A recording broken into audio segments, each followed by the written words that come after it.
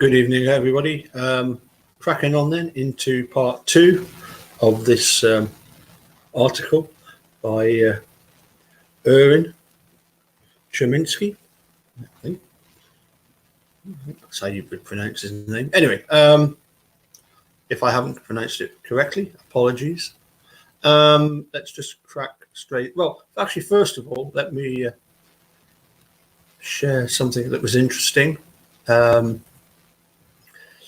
As you know from yesterday, one of the cases involved a prosecutor who went forward with kept somebody in custody for like 4 months, based on the fact that somebody had hypnotized, a store clerk had hypnotized somebody. And it just struck me that today there was a tweet about that exact same thing. It's somewhere down here. Let's have a look. This is from the Innocence Project. You can go to the Innocence Project website. You can click on, you can join the Innocence Project. You can donate to them. You can get all their information.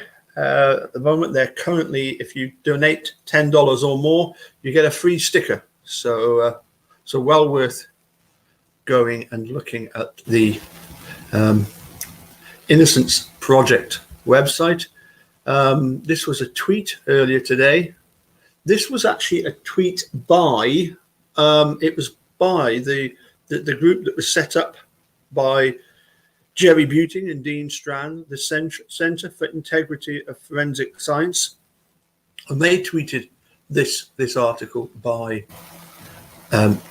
the Innocence Project. As you can see, facts. 1989, the first DNA exoneration took place.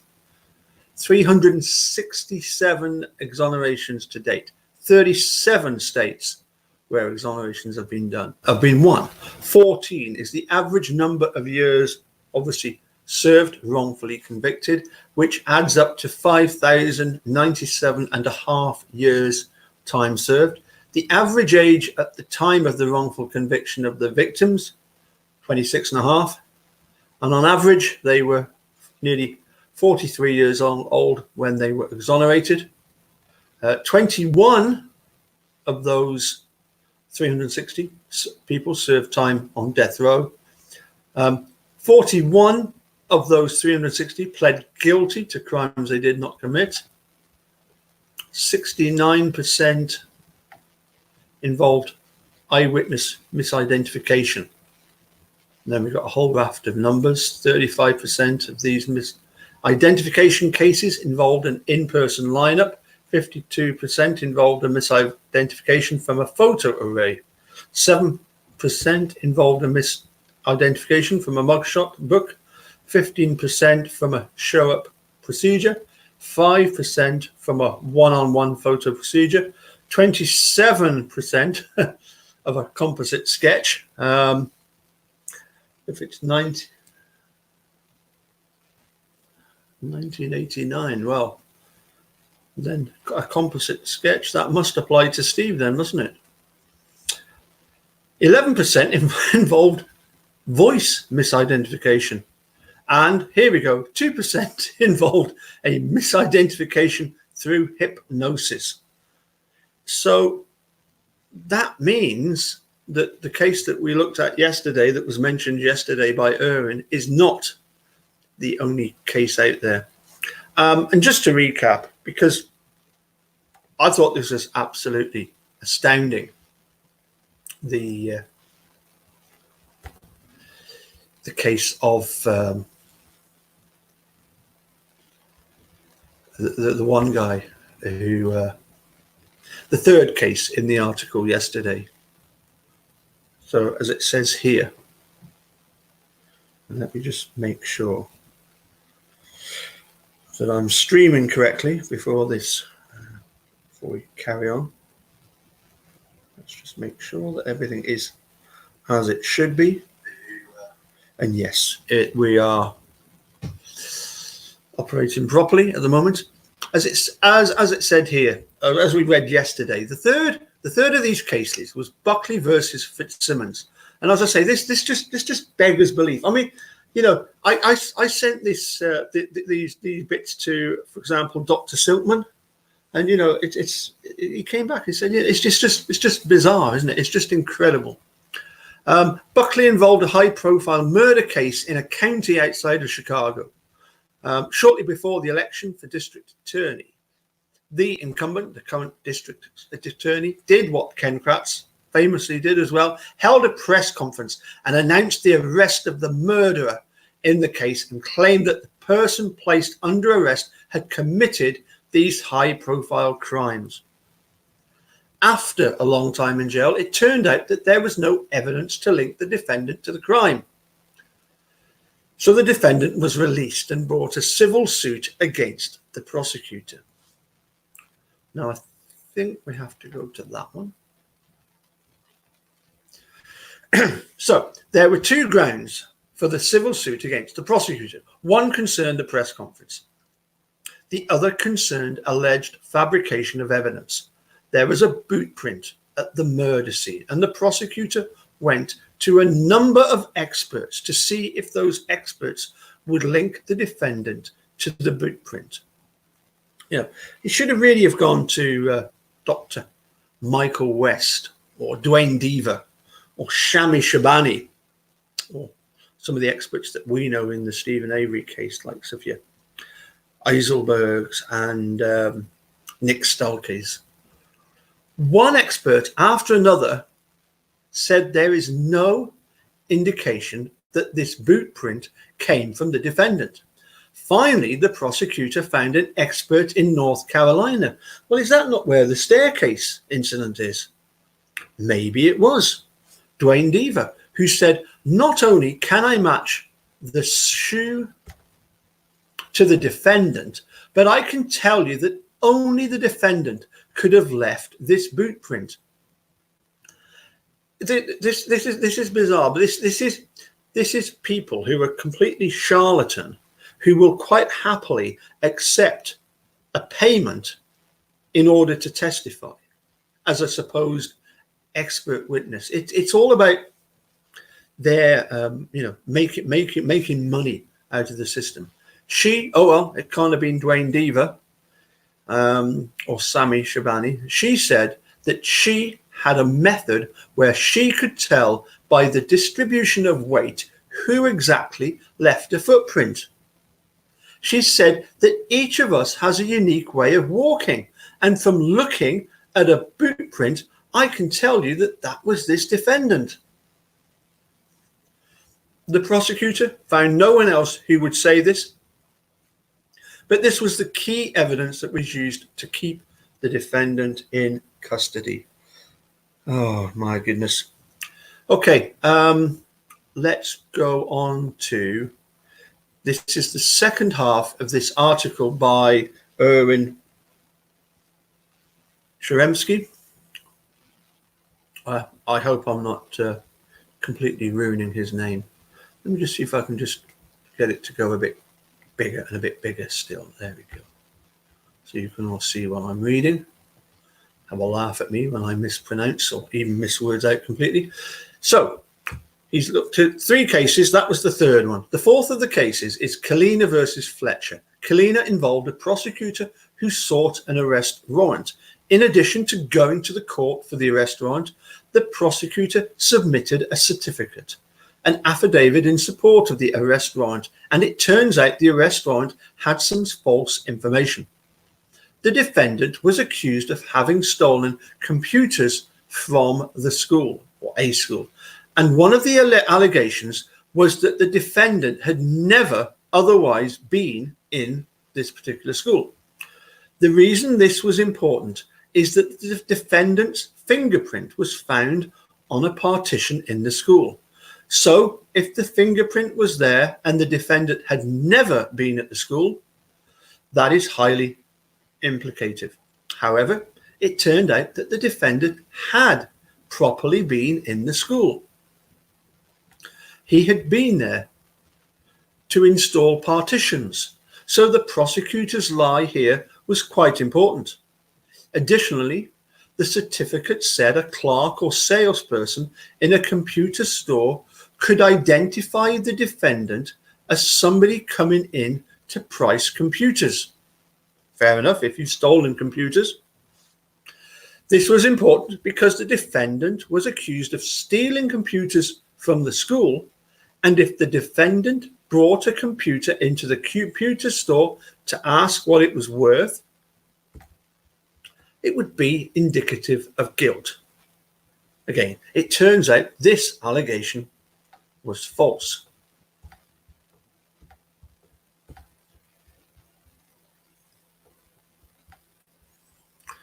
The Supreme Court once more reaffirmed the distinction between absolute immunity for prosecutorial acts and qualified immunity for investigative acts.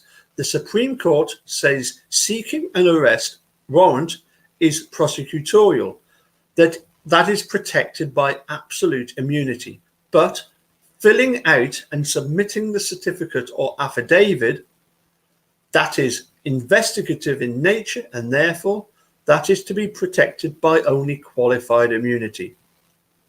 To me, as in Erwin Kaminsky, this makes the distinction between absolute and qualified immunity for prosecutors ever more difficult. Why is seeking the arrest warrant protected by absolute immunity, but submitting the affidavit in support of that very same arrest warrant supported only by qualified immunity? It is this difficulty distinguishing between prosecutorial and investigative tasks that takes me to the third and final question that I want to address, and that is, from a practical perspective, how do courts distinguish what is prosecutorial and what is investigative? Hopefully, it is obvious from the cases I have reviewed that there is no litmus test. There is no easy rule that I can articulate for you as to what is prosecutorial and what is investigative, but I would suggest to you that three factors seem to explain what the Supreme Court and the lower courts have done. First is the action by the prosecutor in court or out of court. If the action is in court, it is presumptively prosecutorial. If the action is out of the court, it is presumptively non-prosecutorial. Although it is not an absolute rule, it explains a lot.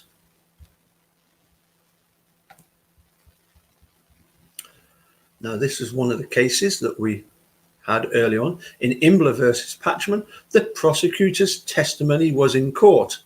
In Burns versus Reed, going for the arrest warrant was in court, but authorized hypnosis was out of court. In Buckley versus Simmons, all the actions, the press conference and shopping for experts, was out of the court. Kalina versus Fletcher does not entirely fit because submitting the arrest warrant was in court, but so was the affidavit. I consider three lower court cases with regard to prosecutorial immunity that also fit within this question. The first is Doe versus Phillips, the Second Circuit case. The prosecutor said to the defendant, "If you will swear on a Bible that you didn't commit the offense, I will dismiss all of the charges against you."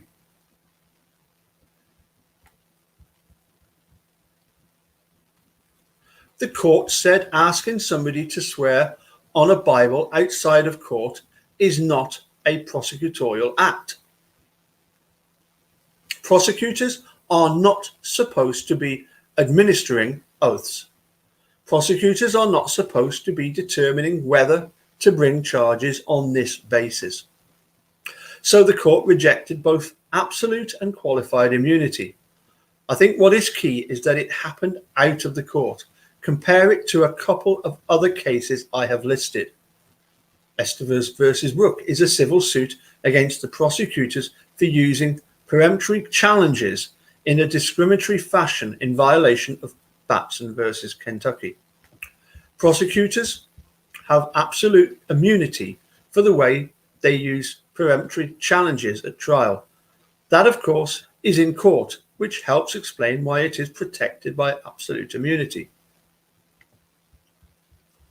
When I teach this material, I often raise the question for my students: should a prosecutor's conduct of grand jury proceedings be regarded as prosecutorial or investigative? Obviously, the grand jury is when they sort of test the evidence in front of a jury before deciding to go to trial. Often a grand jury is purely investigative. Exactly. Think of the Whitewater grand jury Kenneth Starr presided over. That seems entirely an investigative grand jury.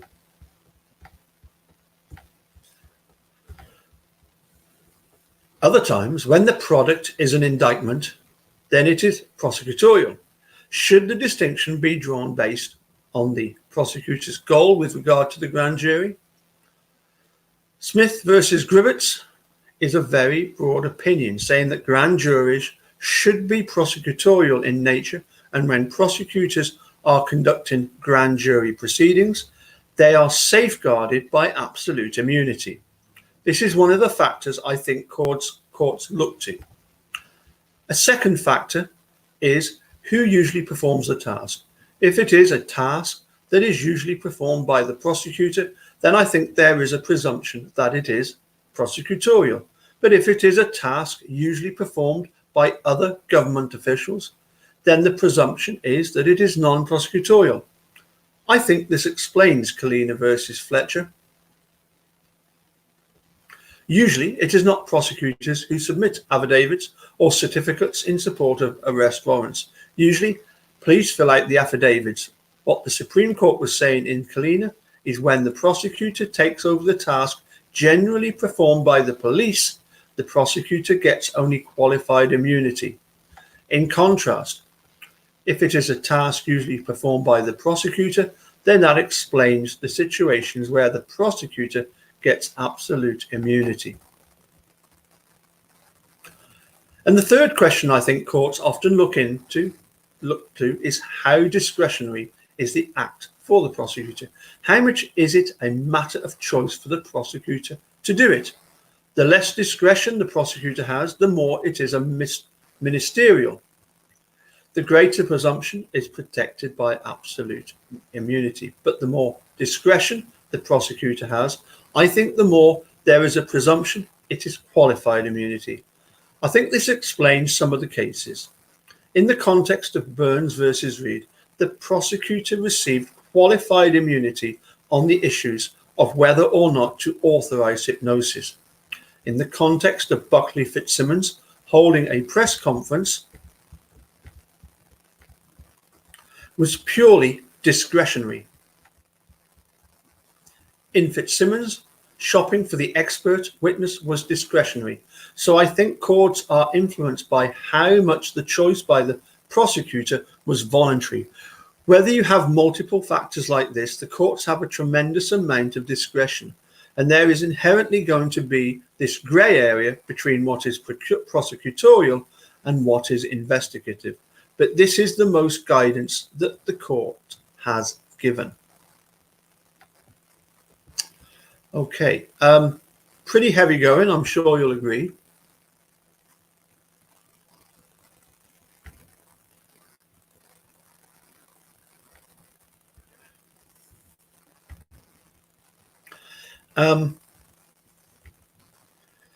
But really, what I wanted to point out first of all is that this was an article back in 1998, so 22 years old. And I've got others that I want to look at over the next days, possibly weeks, because obviously that's 22 years ago. It does seem to me, and I think it seems to everybody else, that prosecutorial immunity is a big problem. When we see, as I say, those exonerations. How many exonerations were there? Let's just look at that again, because that was mind-blowing, wasn't it? Let's just finish off very quickly. We're just going through these exonerations.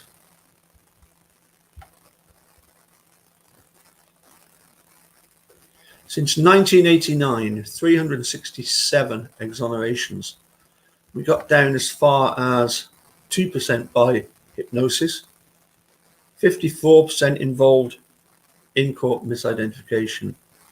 You've got all the figures here. Let's carry on down.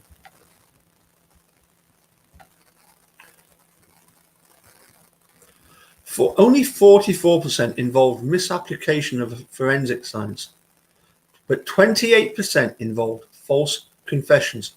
49 of the false confessions were by people of 21 years of age or younger.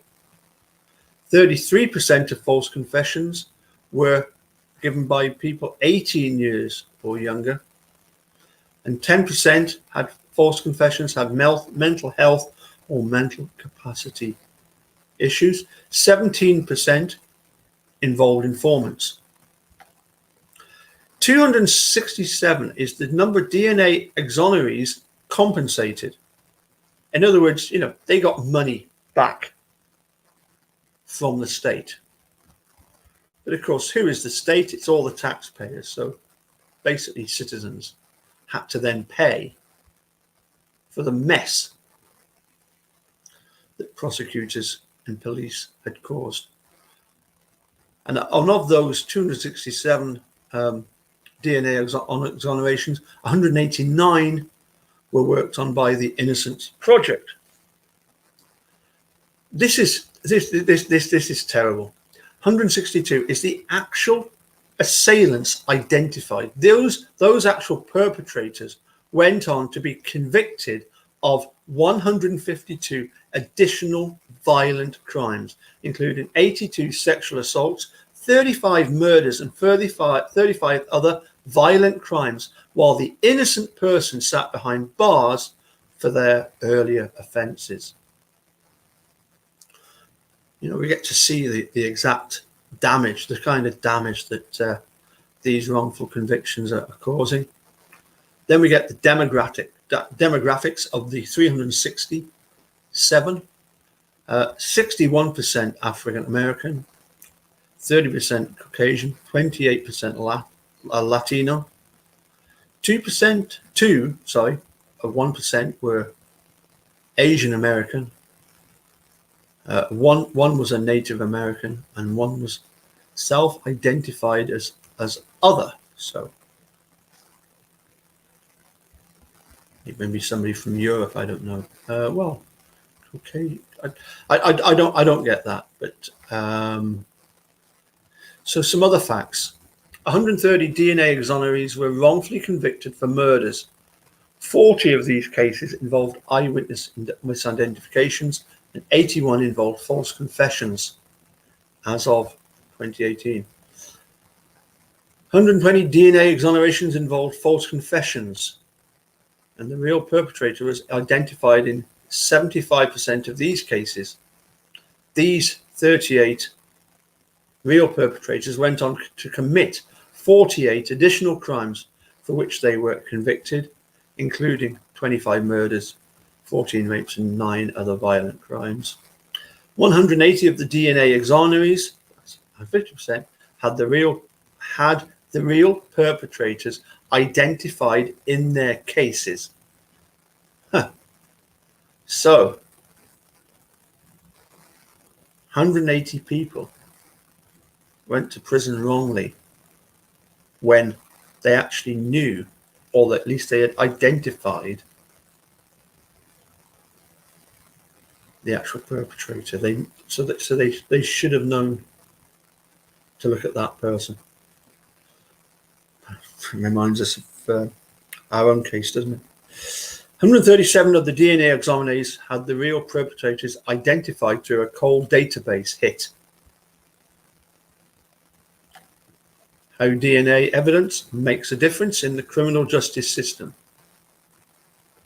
Since 1989, there have been tens of thousands of cases where prime suspects were identified and pursued until DNA testing prior to conviction proved that they were wrongly accused. In more than 25% of the cases in a National Institute of Justice study, suspects were excluded once DNA testing was conducted during the criminal investigation. The study conducted in 1995 included over 10,000 cases where testing was performed by FBI laboratories. An Innocence Project review of our closed cases from 2004 to June 2015 revealed that 29% of cases were closed because of lost or destroyed evidence. What do they not want people to know? Okay, so as I say, that's from the Innocence Project. They've got their own website, worth going to. You see, you've got it and about, you've got the cases, get involved, latest, donate. It's all there.